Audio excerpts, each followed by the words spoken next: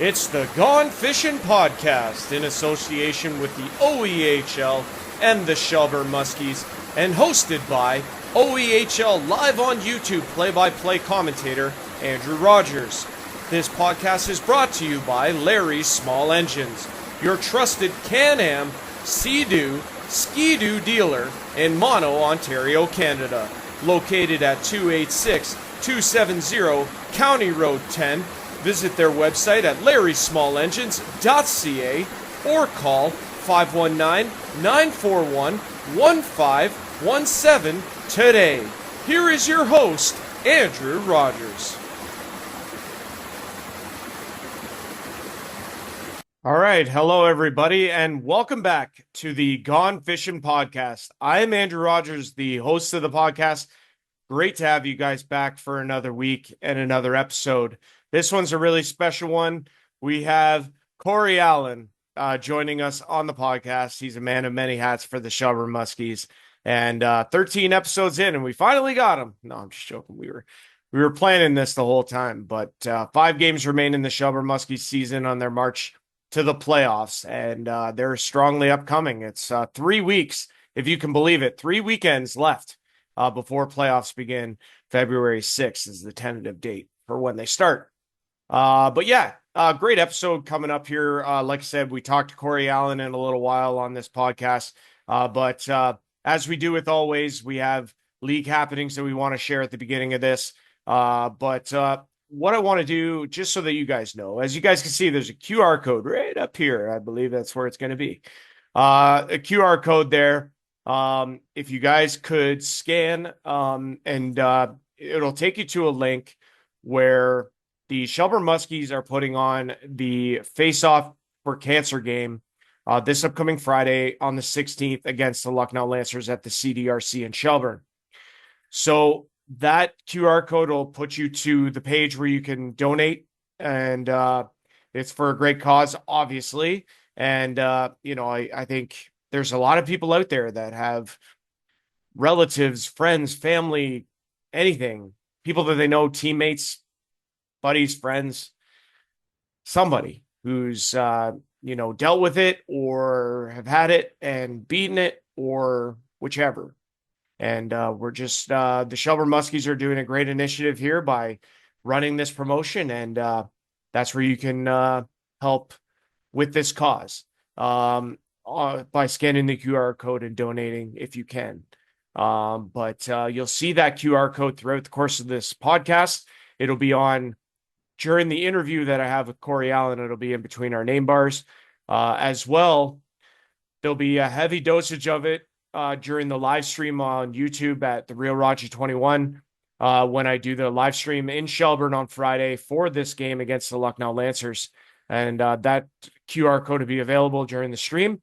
I won't have it during the gameplay, but when the whistle goes, it'll come up. When the play starts back up, it'll go away, and then I'll have it during the course of the intermissions as well. But yeah, so it should be a great time on the weekend as the games just intensify. There's so many interesting subplots and storylines going on right now, and a lot of moving and shaking that could still happen in the South and the North divisions.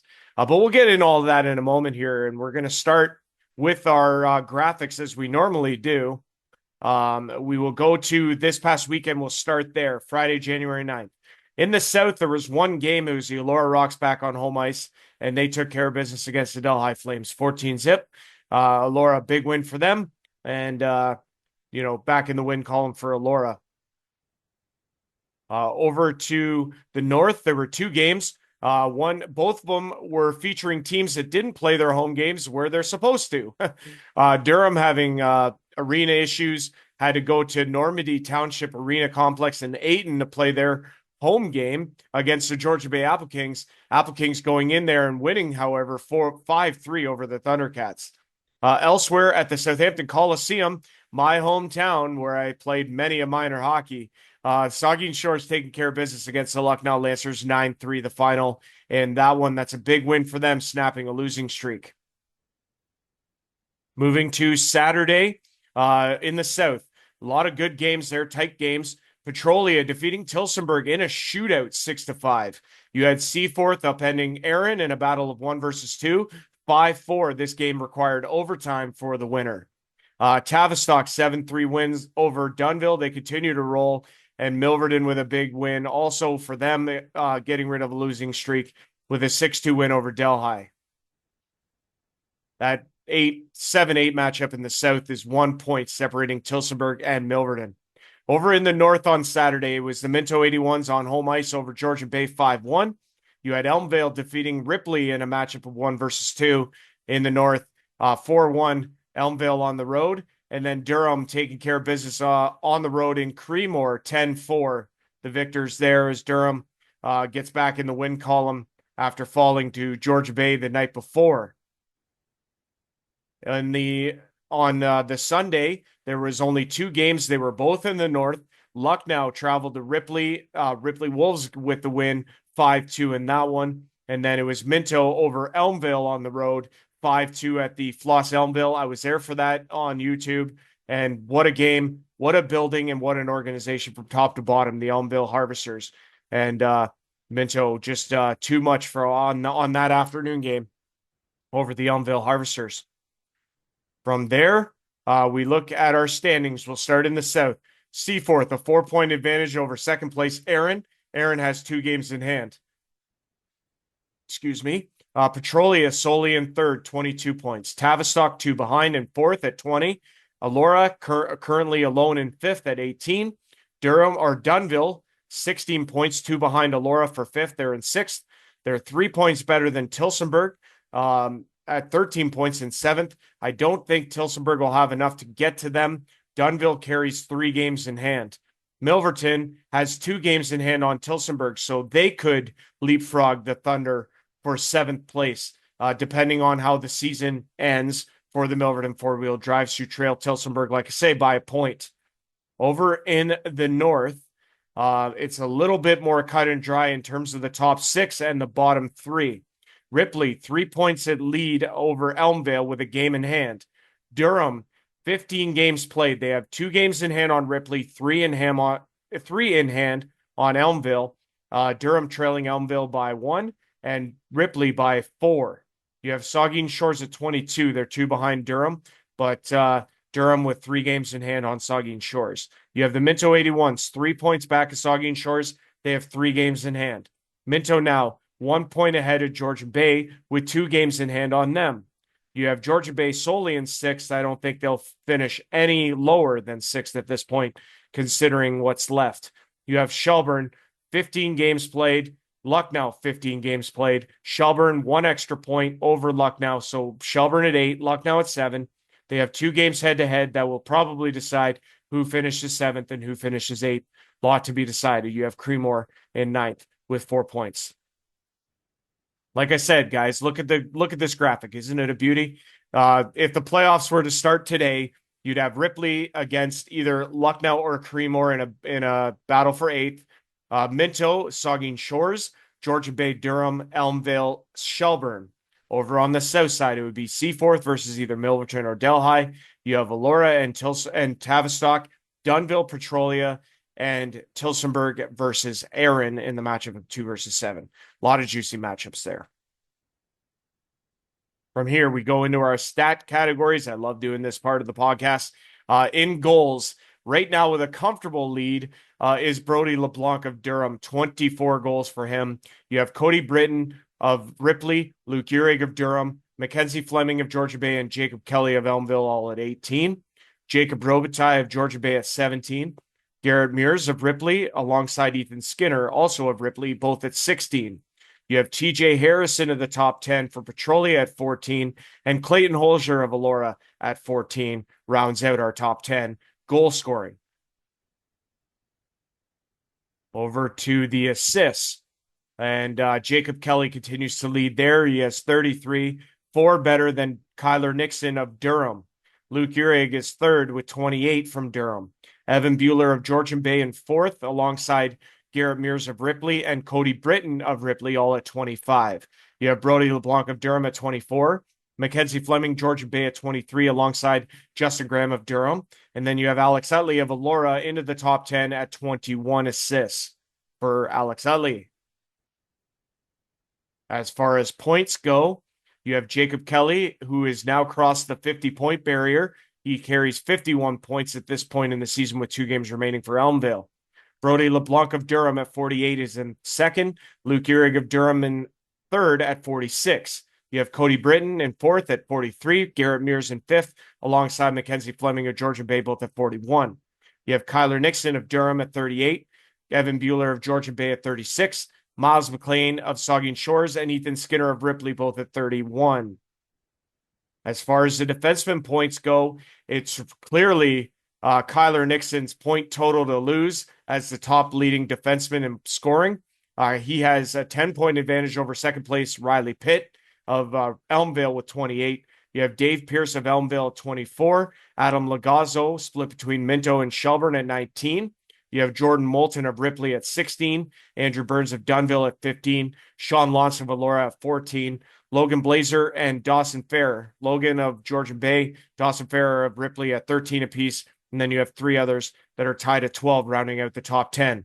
Our final stat category in the OEHL is the goaltender wins. Alex Hutchison of Seaforth continues to lead all goaltenders in wins with 9.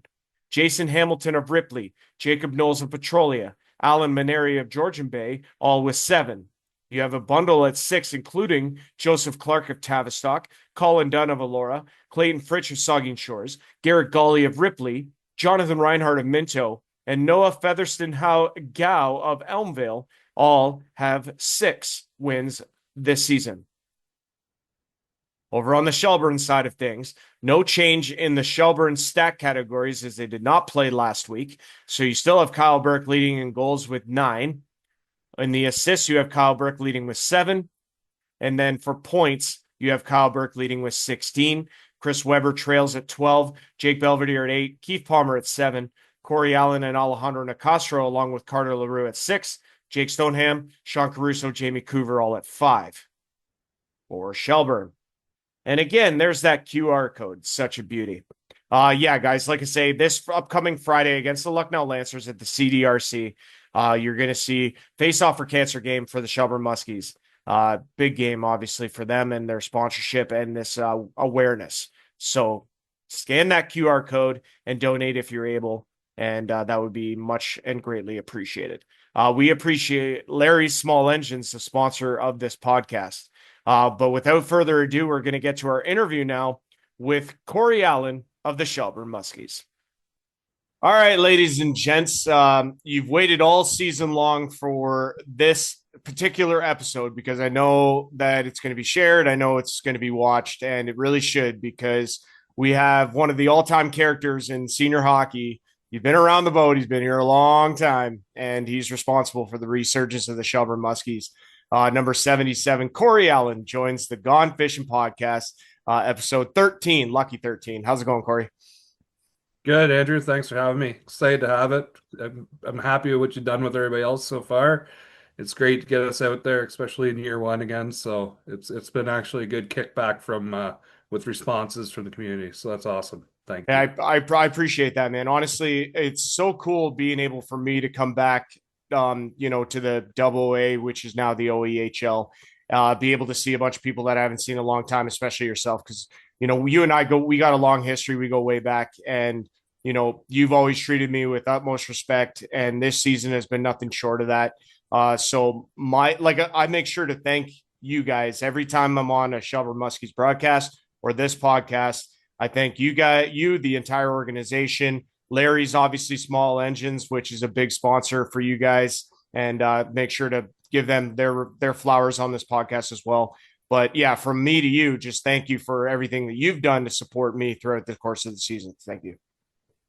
Oh man, we appreciate it. It's great. Like it's actually good. Like we have a great relationship with Larry's right now, so it's awesome that they're able to be a part of this too and get them out there for all the good stuff they're doing for us. So thank you for that too. Excellent.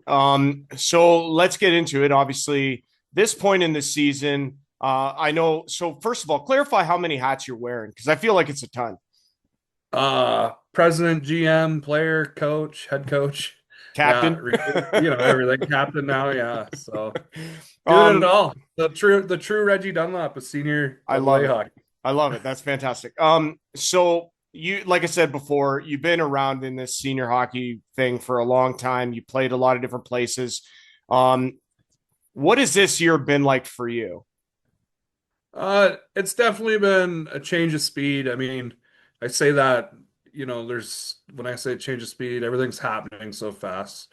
The Yeah. season came on quick. I maybe didn't get quite as good a recruiting as I had hoped to. And I don't mean that in a bad way towards the players. Like, we got a good core group of guys. Um, it's just in aspects of that, like we're hoping to have maybe a few more key pieces. Not that the guys that we have aren't doing a great job. Like, they show up every night, they never stop working. So, and it's just a matter of trying to be in 100 places at once to try and make everything work. Like, it's I don't know, it's definitely different. It's a different side of the game for me for sure. I mean, I've always I kind of double-hatted there in Minto the one year. I was kind of on the back end helping when Abe was out and then playing games as well. So, Mhm. but it's just more on the management side, trying to, bring in recruitment for sponsors and stuff, and which we've done a really good job, and we got a good sponsorship crew like Dean Baird, Billy Sinclair, and Jeremy Prinz. They've helped us a lot to get secure some sponsorship, and that's, year one is the biggest thing, getting off the grounds with the right kind of money coming in for sport to make this thing tick. Well, and that's the biggest thing, right? Is that you need that community help. You need that community backing, or else it's going to be a failed project. Like I say, you spearheaded this 3 year like the three return from a 3 year absence. And what would you say? Like, obviously, you do a lot of community work. You do a lot of, you're on, doing a lot of legwork, if you will, in terms of getting things set up. What has been the response? Has it been overly positive? It's actually been a really good response, and I'm gonna go back to, like, if I didn't have Andrew Taylor help me out to get started either, like, him and I were like yin and yang for making things work. Like, I won't dive into any more with that, but he's a big piece of where we got to getting it back. Right, Right. he was a massive piece to that. So I couldn't have done that without him. So hopefully the future sees something different and things work out and see how things go there. Yeah. Um, but no, you know, it, it's there's a lot of interest in the community. We haven't quite, listen, you gotta have a winning culture in a sense. I think sometimes the draw, I think our gate's a little low yet. I think it could be better, Right. but it's all pieces to rebuilding, and eventually, we didn't come out the gate strong yet, but hopefully we have a strong back end of the season here into the playoffs, and hopefully that starts drawing fan support again, get a bit more people in the stands, and yeah, it's Well, the and that was kind of my lead into my next question here. You guys have 5 games left. If you look at the standings right now, I think realistically, obviously, everybody knows it's either you or Lucknow in that 8th spot. And, 2 big games coming up against them that are obviously games that are significant in other aspects. But before we dive into those specific, let's talk about the end of the season here. Like, what is your hope for the group? And obviously with playoffs, I mean, once that starts, it's a whole nother mentality. yeah, like, on any given night you can win, right? And with our team that we have, like, even when the games we've been down, nobody stops working. That's the one thing about us. There's no quitters on the team. We're a bunch of ham and eggers with a bit of skill guys up front. And just moving forward, we got to take every game one game at a time, one period at a time, one shift at a time.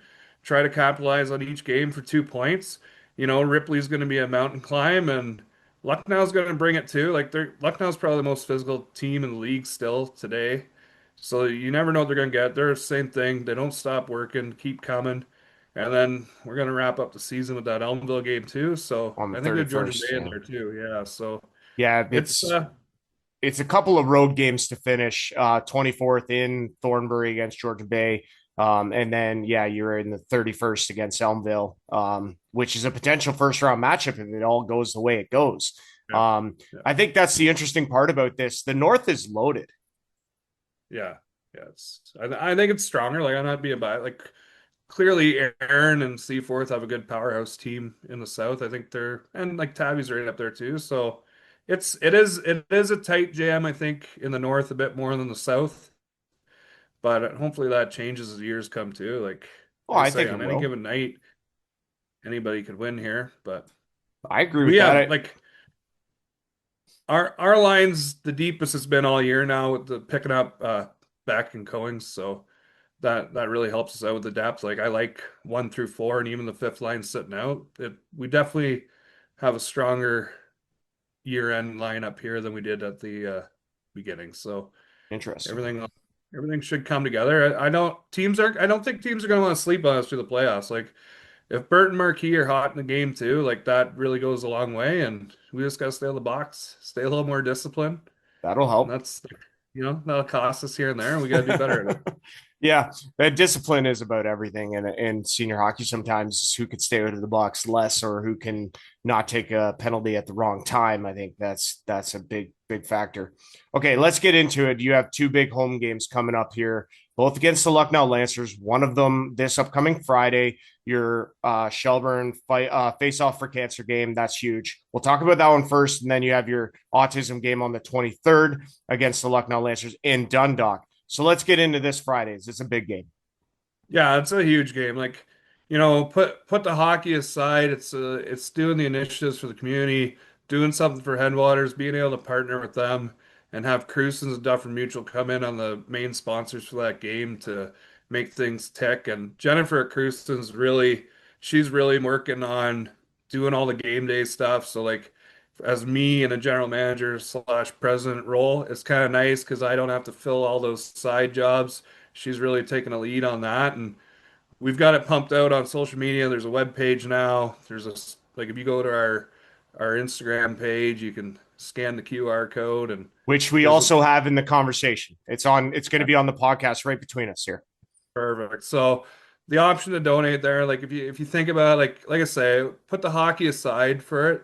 It's all about trying to give back. Like that's why I think half Yeah, these senior teams run. Yeah, we want to play games, we want to win, but we want to give back to the people that give to us. absolutely. And if you talk to, 100 people, you're gonna find 99 of them have been affected through some sort of cancer within their family, within their friendships, You're right. relationships, whatever it is. So this is our biggest event as far as I'm concerned for coming up, and it'd be just nice to fill the bleachers for that one and get some good support back. Absolutely. And obviously, weather permitting, of course, because your autism game that is scheduled now in Dundalk was originally scheduled for December 19th, and that got postponed, unfortunately, due to weather. Um, I know for myself, I'll have the game obviously live streamed as I've done all season long, and there will be the QR code on that broadcast, the entirety of it throughout the breaks in between whistles and intermissions. I'll have it up on the stream, and I've tested it and I've made sure it works, so it does. So that's good. That's But like I awesome. say, you can also scan the QR code on this podcast right in this conversation. It's right in the middle of our name bars. But yeah, anything more to add on Friday's game, Corey? Um, no, like we're wow, we're gonna have a lot of I think we're doing everything in a silent auction. So we did a custom jersey again. We let Cool. Cruisins, Dufferin, and Headwaters combine to make the jerseys. So kind of excited to see how that turns out. And they'll be up for auction just to try and anything we sell goes back to the donations. So Perfect. hopefully, for the most part, I'll buy my own jersey if it's going to help the cause. Love it. If some crazy fan wants to buy it, that's even better. We'll sign them, we'll do whatever. So, but yeah, we got 28 jerseys. We got a deal with Hockey Stick Man for I kind of organized it with most of the league. So we've got a couple sticks in there that we're going to put up for a Cool. prize, and then we have leftover Halloween jerseys and first responder jersey. Nice. So we're going to kick one of them in each for like a little prize pack too. So Beauty. lots of great prizes. Home Hardware from Shelburne, they kicked in a nice Yeti cooler. Awesome. And I forget who did it because it just came out yesterday, but we got Leafs versus Islanders tickets Yeah, I up for saw grabs that. too. So Very cool. that's all Thankfully, to a they're good playing cause. better. I don't have to worry about them. Not no Leafs No, fan, but hey. I'm just saying, but like, I mean, it would have been one thing to be like, oh man, I got Leafs tickets. So they suck right now, but actually they're playing better. So, um, Yeah. but yeah, no, that's fantastic stuff. Obviously, that you have all that stuff available. Very huge. Obviously, it's going to be a great night there. Let's talk about your autism game that's on the 23rd in Dundalk. That's going to be a big one also. Yeah, it's the same thing. We're following the same kind of role of we've done these four themed jerseys where we've tried auctioning them off to see how it works. It was a big thing when I was down in the FPHL. It was a big thing. Like jersey sales are good. It's a good kickback to raise money. So we Mhm. thought we'd give it a test run this season, and so far it's done well. So Good. we've got custom jerseys that we're going to unveil for it next week. And Awesome. coming back to Dundalk for me is amazing to play in a hometown. Super We used cool. to do it. We used to do. I've played three games in my years as a Muskie and an 81 in Dundalk with the Oh, Muskies coming cool. here because we've always had a couple local players here. So just a tribute Right. to them. And a little backstory, actually, I'm going to come back to the autism here, but the backstory is my grandpa was the founder, like the organizer for the old Dundalk Flyers, which was a senior B at the time. Well, it started at senior C, then Okay. went to senior B. So it's one of those old, in with the Grand Valley That's Harvesters and super all cool. that loop way back. So it's just kind of cool to bring something back to the community that's been gone forever. And then with that being said, it is a good, with that game being canceled, it is a good opportunity to bring a game here because it's always a good crowd in Dundalk. Dundalk misses their hockey. It's a great spot to play in. So hopefully that goes off without a hitch and that helps, build towards our goal of the donations, everything for the autism awareness. So. Absolutely. I'm hoping too that they'll draw more bids. If yours has blood on it, I think that would be just real authentic. You know what I mean? That'd be kind of a big seller. Well, back to back weekends against Lucknow, it could get a little bit heated, but We'll see. We'll see. Talking to you, Chase Chapman, number five. But I've seen them play. They're tough. Yeah, like you said they earlier, they yeah. don't quit. Um, what is Dundalk's rink like? I don't think I'm familiar with it.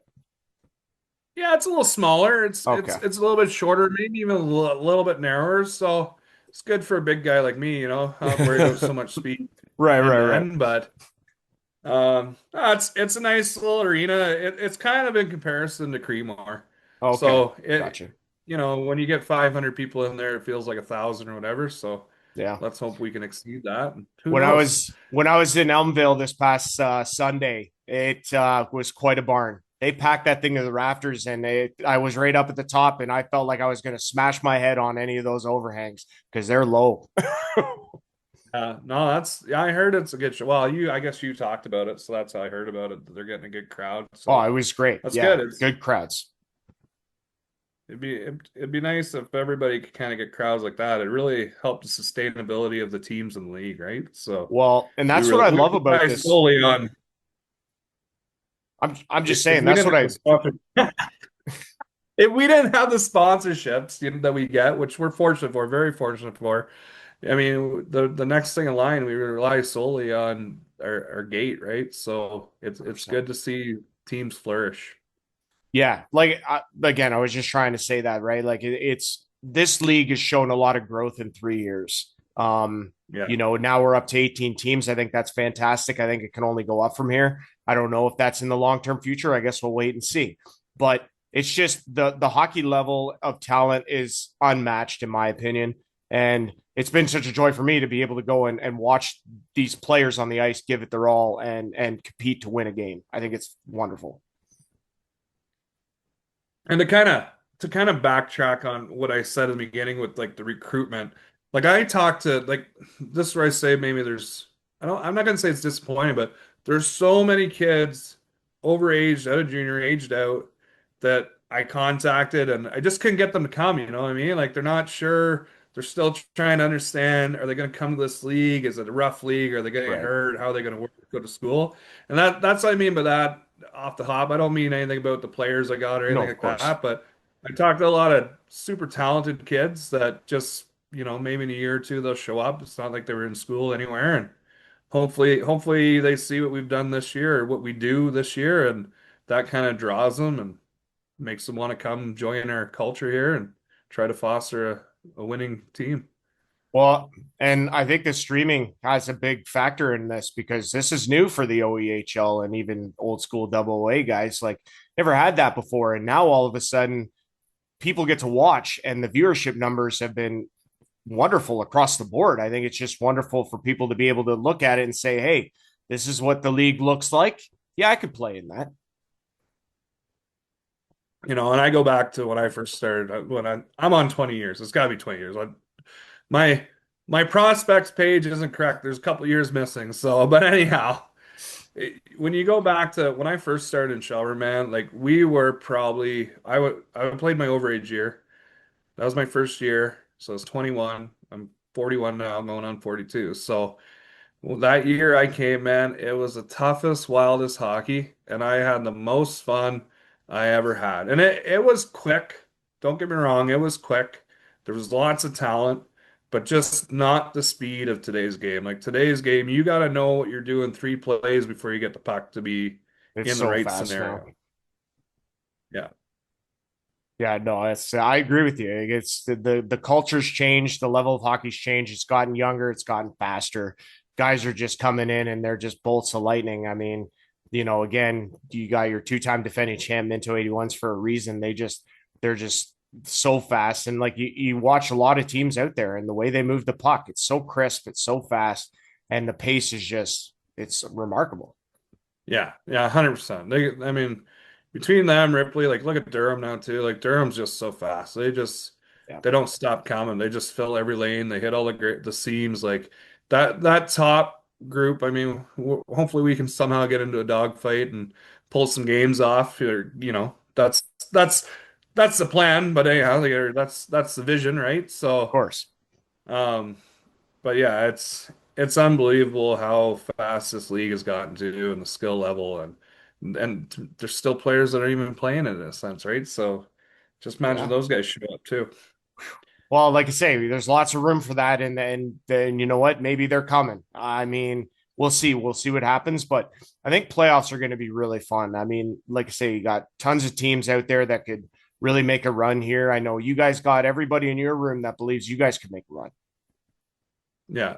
And the one thing about, I mean, we've developed a bit of an old school culture. We brought back just nobody's allowed to wear a cage on our team. It has to be a visor. That's a rule for our team. So maybe that'll take effect. Maybe that'll take effect into the league a bit because Maybe. you know. It seems like you're having fun this year, though, Corey. Given the fact that, yeah, obviously you're wearing a lot of hats, you're really busy, but it seems like you're having a good time this year.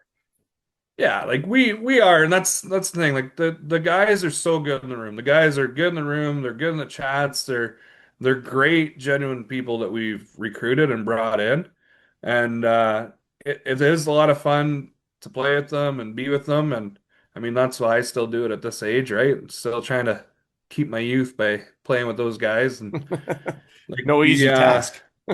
no, it's actually not an easy task, but yeah, it's to say we haven't had a lot of downs would be wrong, but the adversity in the room to not give up, and we are trending in the right direction. Like, we're holding games from the first to second, and it's like little breakdowns fall apart in the third period, maybe take a penalty, and that's what's like nipping us in the butt. And we just got to find a way to nip that in the butt so we can move forward and hopefully get some more offense going too.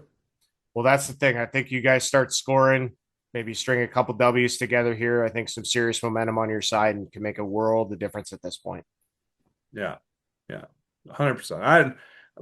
I love I know our goal is crazy, but I love our goaltending. I love, like all four guys we have like got some beauty.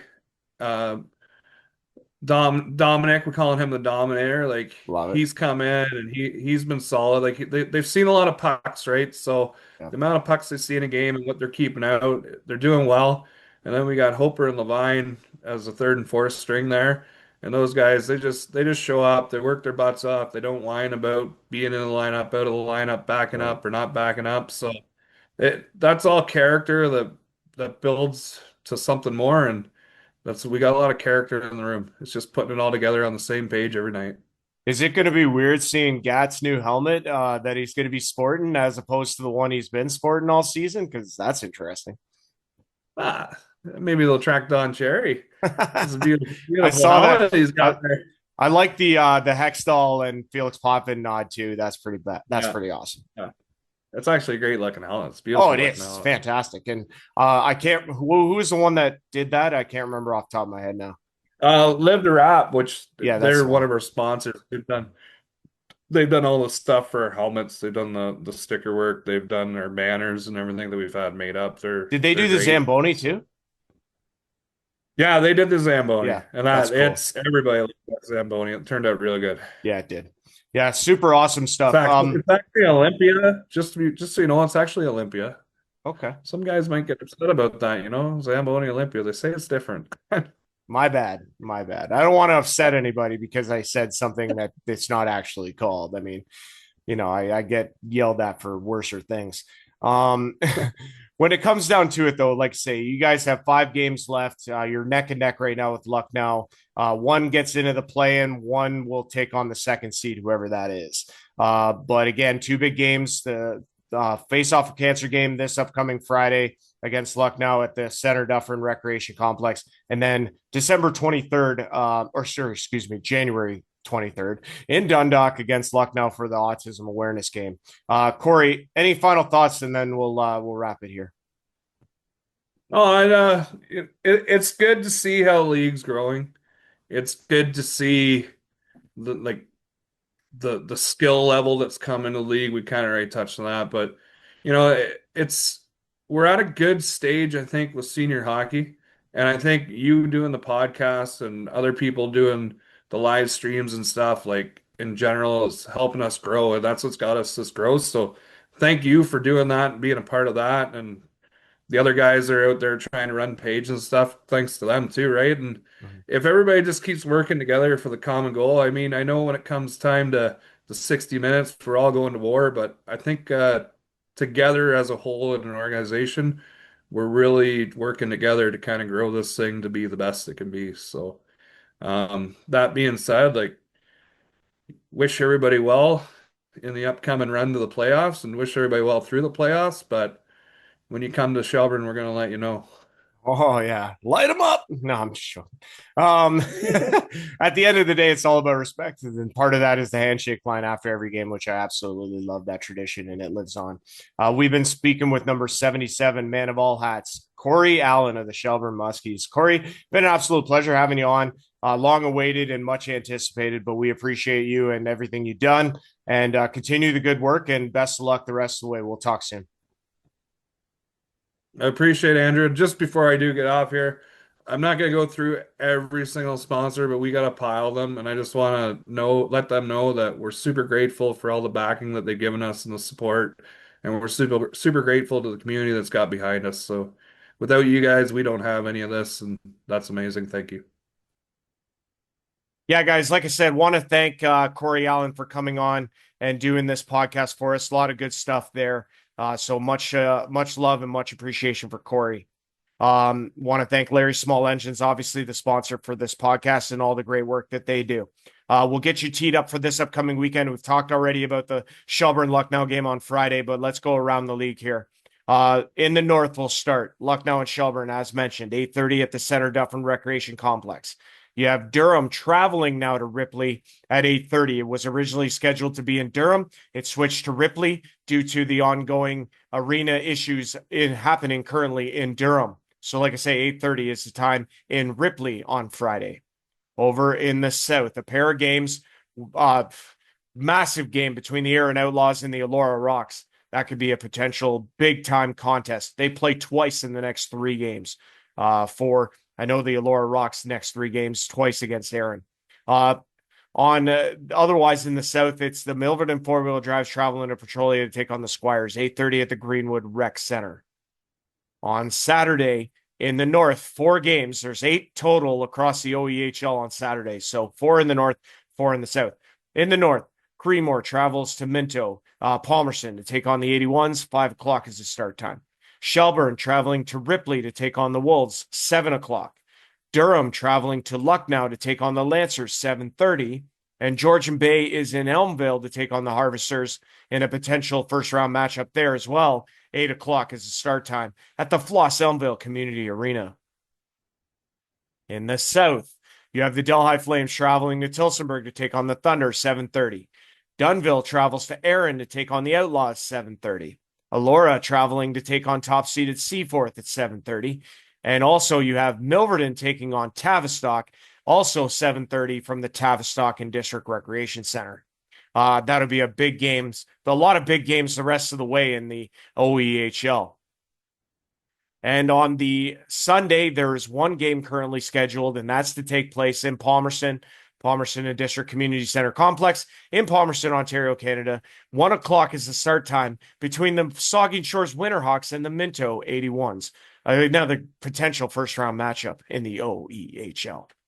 But yeah, guys, as mentioned, this upcoming Friday, you can see me on the YouTube broadcast at the Real Raji 21. Thanks to Emma Nicole Photography for this picture that you're seeing on your screen. And again, scan the QR code to donate for the Face Off for Cancer game. We'll have the QR code visible throughout the course of the contest. But Lucknow at Shelburne on Fridays. The next time you can hear me on the mic at the Real Raji 21 live on YouTube OEHL hockey. It's going to be fantastic, and can't wait to be a part of that with you guys and sharing in that experience. But yeah, so it's a jam-packed episode as always of the Gone Fishing podcast. Hopefully you guys have appreciated it.